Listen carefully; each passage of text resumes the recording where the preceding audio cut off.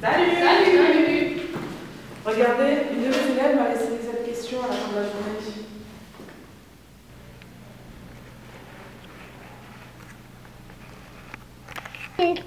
Ma maman a dit que le glaçon et la fumée au-dessus de la casserole, c'est la même chose.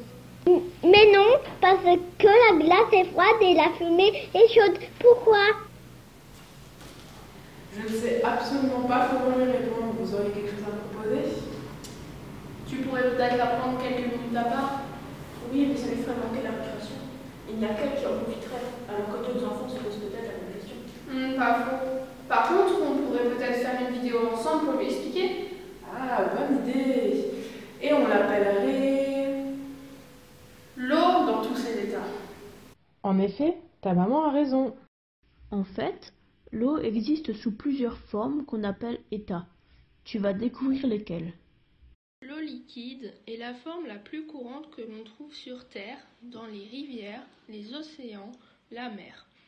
On la trouve aussi dans la vie de tous les jours, par exemple dans les bouteilles d'eau.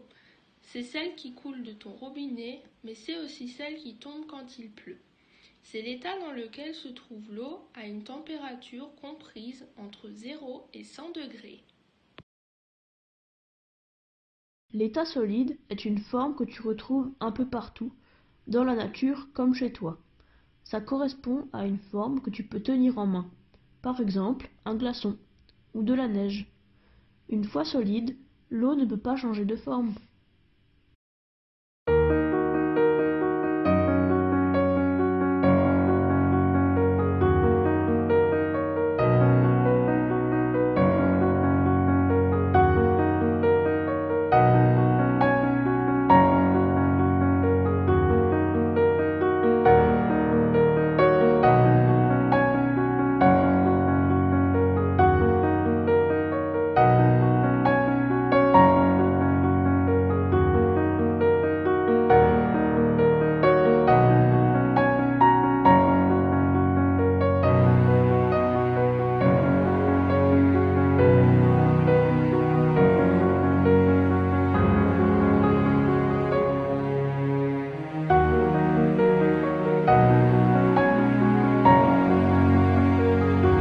La température du congélateur est inférieure à 0 degré, ce qui est très froid.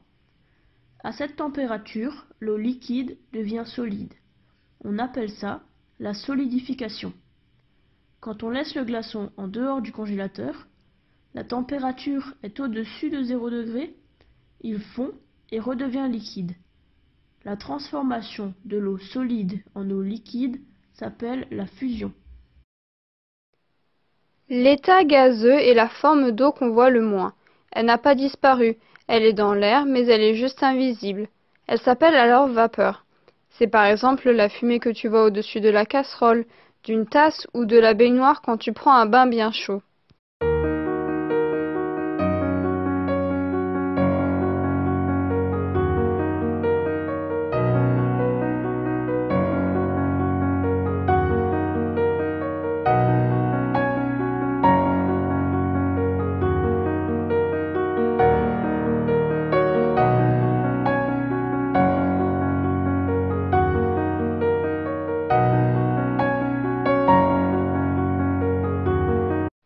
Quand tu fais chauffer de l'eau dans une casserole comme pour cuire des pâtes, tu vois de la vapeur qui s'en échappe.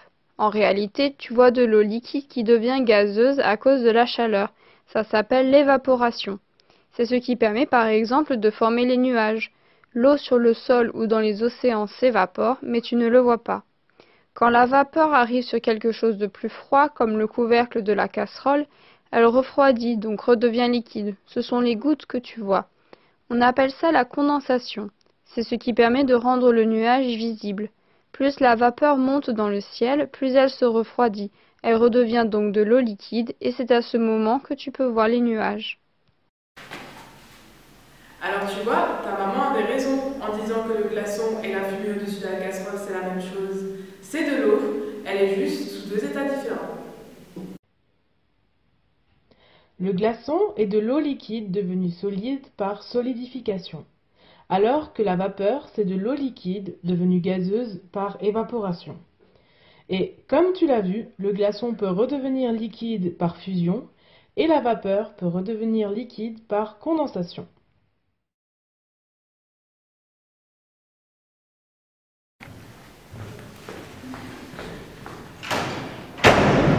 Salut! Salut! Regardez,